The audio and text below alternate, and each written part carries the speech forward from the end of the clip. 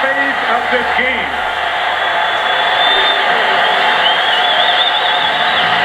They are loving it here in Minneapolis.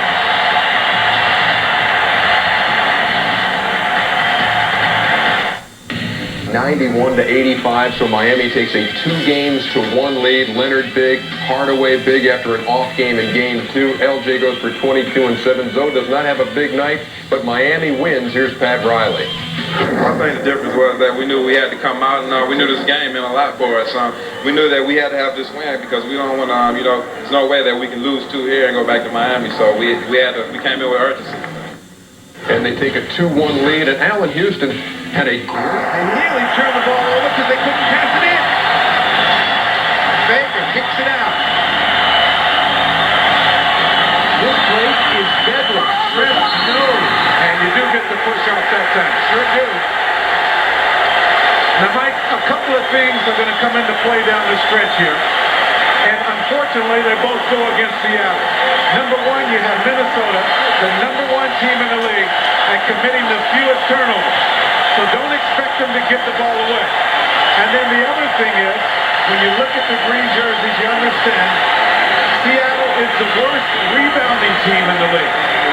So Minnesota can let the shots fly, and they can send people to go get them. So Seattle definitely has his work cut out for him the last 3.5 minutes. Hammonds with his first point of the night. Seattle has scored 6 points in the 4th quarter.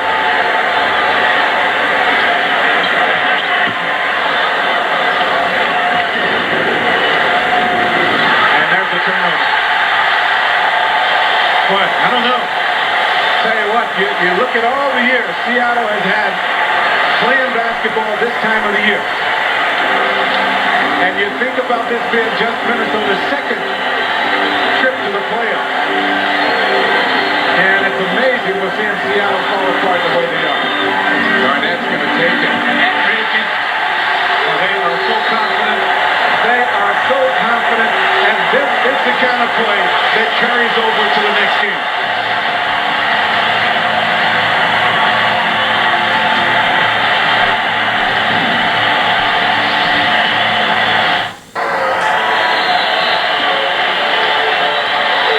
It's all Minnesota right now.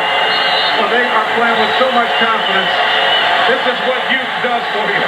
Pour it on, baby. Pour it on. Michael Williams there, right there. We got heart. Kevin McHale was leading the cheers moments ago. It's so tough for Kevin to watch.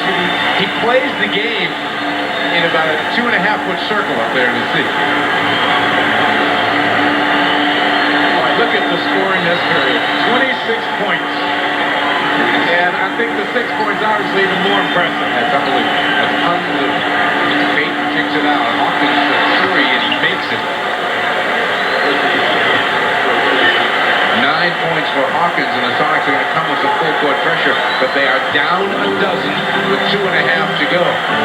Marbury easily gets it across the line and keeps right on trucking. STEPHON blocked by Baker, picked off by Perkins. The Sonics need some threes in a hurry here. Well, that's the kind of shot you can't afford to take right now. When you think of that clock in an hour, you want to use as much of it as you possibly can. Shrimp double team, finds Peyton on a cut, he banks home. A 22-point night for Peyton is a 10-point game.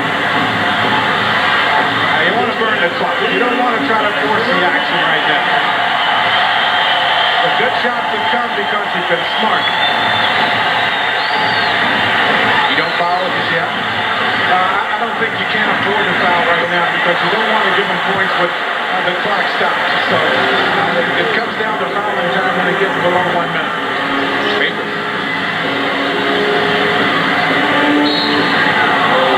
I don't think Cliff Saunders wanted Anthony Fielder commit any fouls, but he did.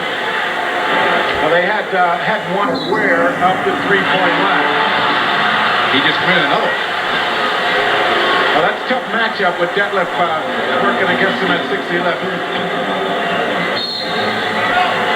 And Saunders, I think, wants to toss this over as the Sonics, for the first time in this quarter, have scored points in a hurry. They have cut it to a 10-point game. They'll be at the line with 1:33 to go. 21, and in game 2, they were 8 for 25. So that three-point line has not been all that good to them in the playoffs here. Live by the three, die by the three, no? You hear that enough. Yes, and it has been trouble for the Sonics the last 2 ball games. Jerome Kersey picks up the transition foul. Really not the kind of play George Carl wanted. It's going to put Kevin Garnett at the free throw line in an 8-point game with a minute 27 to play. Sonics, you remember, led this game by 11 in the first quarter. First trip to the free throw line for Kevin Garnett tonight. And that's unusual because he normally shoots a bunch of free throws.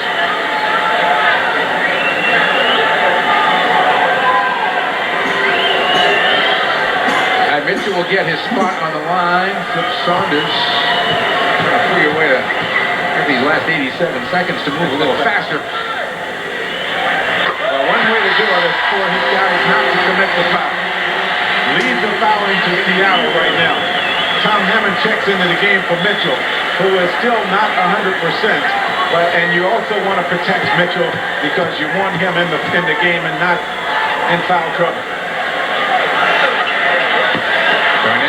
His own miss.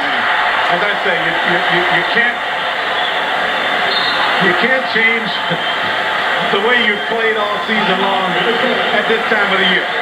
And that has been a weakness for Seattle from game 1, their rebounding. You can't change. Sam Mitchell uses a timeout, and it'll be just a 20-second timeout taken by the Timberwolves here. They used their last one. They still have 2 full timeouts left, and they should have trouble getting the ball inbound. The Sonics with just a single 20-second timeout left. 1:21 on the clock. It's a 3-possession game at 94-85. What they feel is going to be the thing to get them to the next game if they lose this one. Even after game 2, there were some comments out of the locker room that Payton took too many shots. He had 25, and the team gave something. And there's a violation as the handoff from Garnett to Porter. And so the Sonics get the ball and stay alive with 80 seconds to go. Sam Perkins is going to come back in. Kersey goes out. George Carl will continue to make offensive and defensive substitutions here.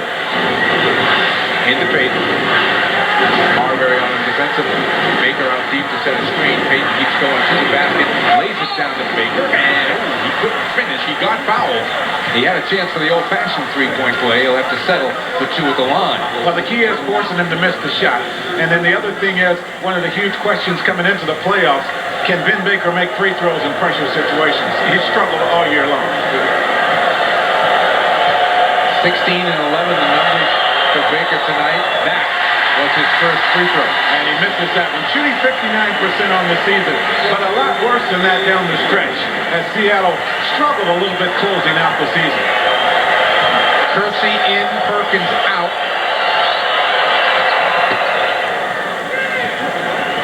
The entire Seattle team was crashing the boards on that free throw attempt. Does that mean they didn't think he was going to make that one? I don't know. I haven't seen him hit the boards that hard the whole game. It's a full timeout. They just used their 20. Yes, indeed. And so they will have to use a full timeout here with 1:12 to go. 8 is the difference. We'll be back.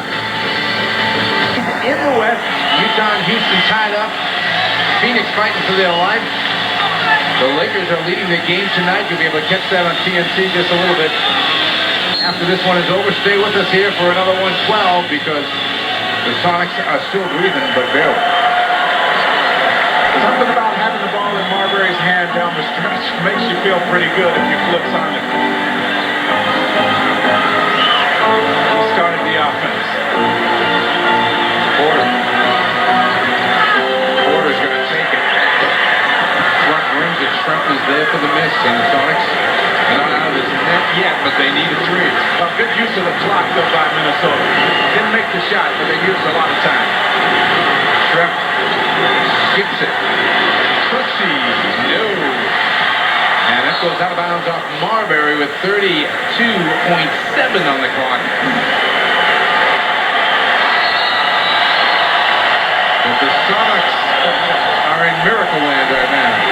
George Carl getting another three-point shooter in. He thinks that Ben Perkins in the corner, he might have been able to nail that one. And the Sonics throw away another one. Now you have to foul. Marbury is hit by Payton. And Payton back in the face of Joe Crawford again. One thing for sure, the officials have not been a factor in this game. No. It has been all Minnesota. And Payton upset on that call, but I think Minnesota is who we should be upset with because they played a great game here tonight.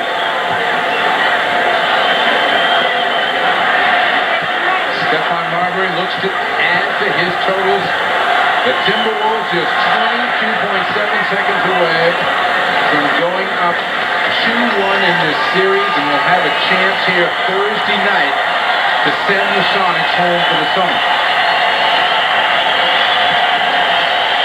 Tell you what, you look at shooting the basketball for both Marbury and Garnett, and it's not been a great night for either of those guys. It is such a credit to this Minnesota team that they're able to win this game the way they have with those two guys not shooting it all that well. He won't let Payton go to the basket. He picks up two to make it a 7-point game, and then Payton quickly picks up the foul on Sam Mitchell with 14 seconds left.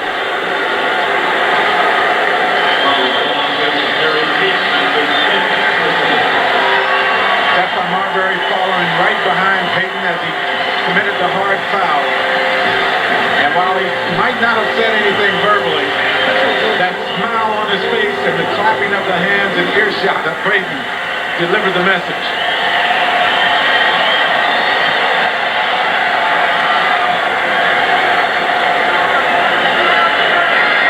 Coach Song is trying to actually keep a little bit of a lid on the emotion of Stephon Marbury right now on the court. He's telling him to settle down. It's not over.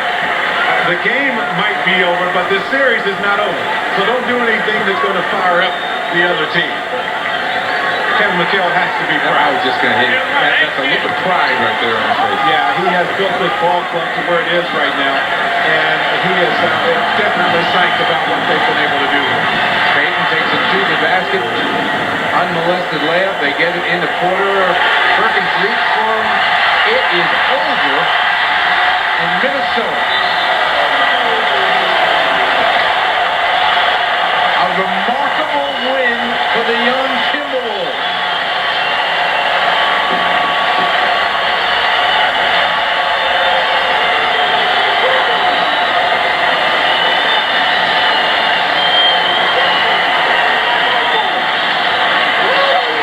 They have waited a long time for this in Minnesota. Let's check in with Mark Zuma. Hey, dog, you got it. Stephon Marbury, for a long time, winning the championship in New York City at Lincoln High was a high point for you, for your family. How does that compare now? I mean, right now, I'm playing for the finals the way I feel. We're coming out right now, we're playing hard. We're showing a lot of gut, a lot of character. Coach doing a great job as far as coaching, getting everybody together in the huddles. And those are the things that's important that people don't know. In the huddle, when things get bad. And right now, we coming out, we performing. What was the huddle like early in the third? You seemed to lose some focus. I mean, we lost our focus, but we got our concentration right back, and we came back, and we did it. I want to say what's up to my man Dre. I love you, baby. Kevin Garnett, most of the rest of the country is surprised at what you're doing. Are you? No, I'm not surprised. Flip gave us a game plan. We came out and we ran it. We've always been a confident team, with or without Tom. Have you seen Seattle's best? I don't know. I think that right now they're against the wall. So this fourth game is a do or die. Do or die, baby. Either they beat us or they go home. Please tell the rest of the country I know that Dog is good. Dog is real good. It's my dog right here. Guys, you got it. He is going to be hard to deal with here in the next couple days. Zumov's going to be hanging out with those guys for the next couple of days. I can see that one coming. Terrific effort here by this young Minnesota Timberwolves club. Once again, that final score, 98-90 for Mark Zumoff and Jack Gibbons.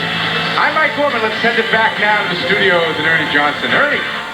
All right, thank you, Mike. The first round, always a minefield for Seattle. They fall down 2-1 to Minnesota, 98-90. Meantime, right now on TNT, you can click over and watch the third period, 58-56. The Lakers trying to sweep Portland. They near the midway point of the third period at the Rose Garden.